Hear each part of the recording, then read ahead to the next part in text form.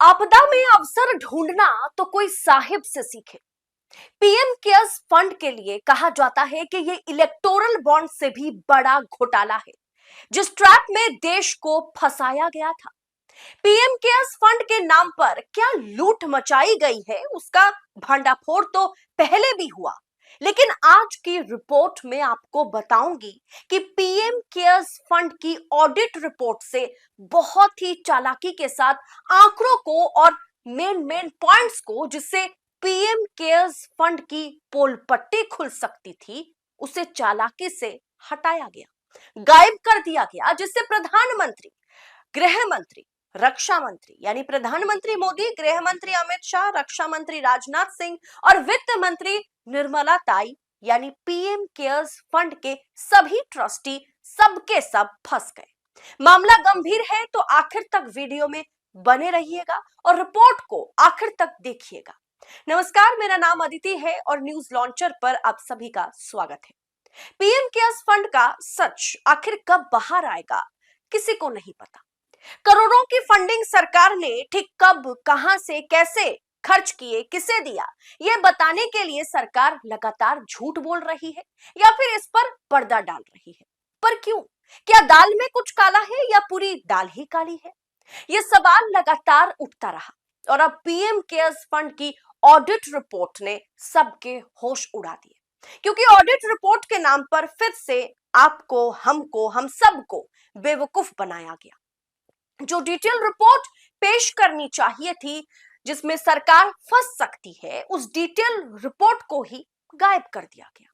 The news minute ने इस खबर को ब्रेक करते हुए साफ तौर पर लिखा कि nearly 5 years after it was started, there is barely any clarity in the financial reports of the fund released by the government.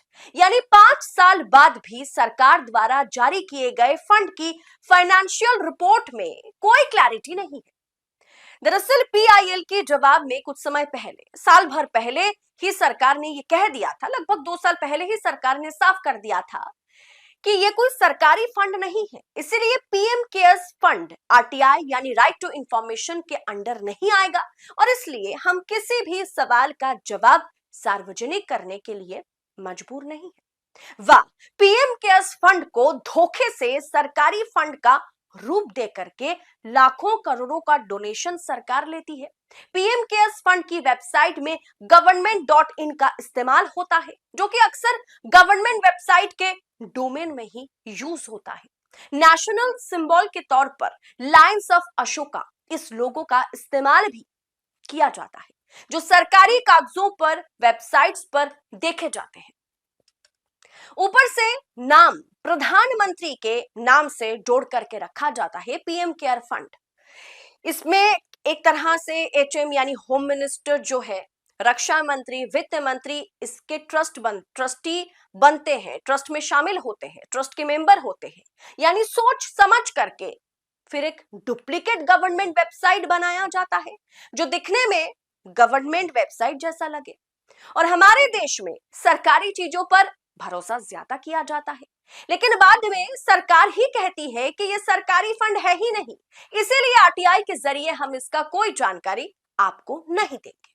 अब 2022-23 की ऑडिट रिपोर्ट जारी होने के बाद पता लगा, मतलब सबको लग रहा था कि अब शायद पता चलेगा कि किसने कितने पैसे इस फंड में डाले, क्योंकि देशी विदेशी कंपनीज ने बढ़ चढ़ के इसमें हिस्सा लिया था।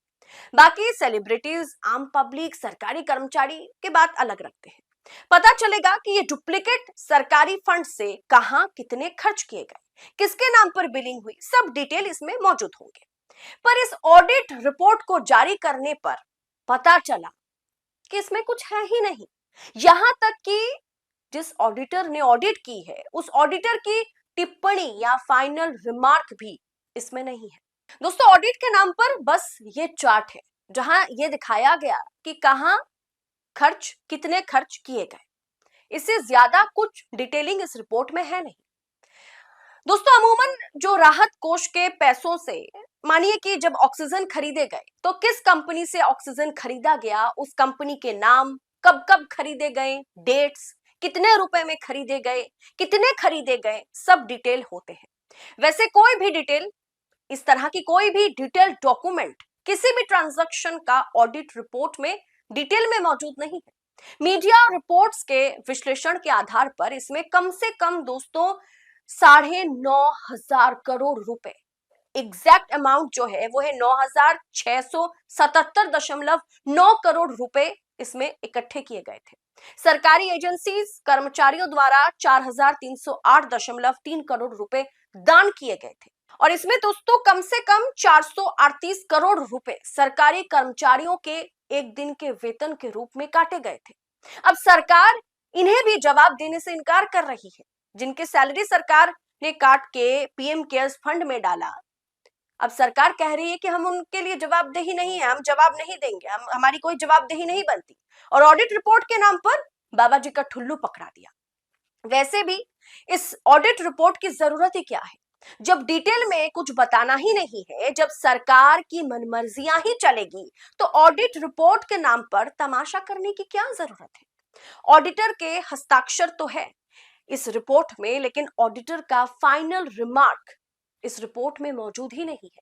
द न्यूज मिनट ने जब गृह मंत्रालय, रक्षा मंत्रालय, वित्त मंत्रालय में डिटेल रिपोर्ट के बारे में पता करने की कोशिश की तो उन्हें सरकार की ओर से कोई जवाब नहीं मिली।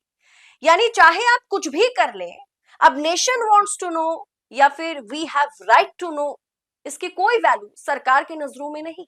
जैसे दोस्तों चुनाव आयोग का ही मामला देख लीजिए। चुनाव आयोग ने एक नोटिफिकेशन जारी किया और यह साफ तौर पर कह दिया कि अब चुनाव से जुड़ी हुई कोई भी डॉक्यूमेंट्स हम सार्वजनिक नहीं करेंगे, सीसीटीवी फुटेज हम सार्वजनिक नहीं करेंगे। जबकि चुनाव प्रक्रिया, मशीनरी, चुनाव आयोग, चुनाव आयुक्त हर कोई सवालों के घेरे में है।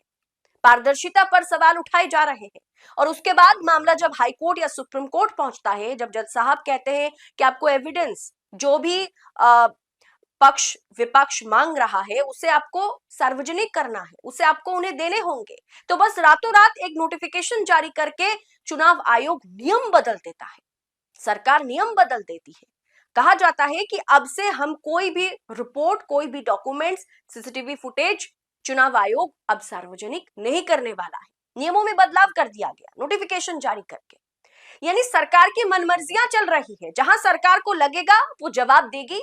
वैसे तो सरकार को लगती नहीं है, कहीं पर भी उसकी जवाबदेही बनती है, कहीं पर भी उसे जवाब देने की जरूरत है।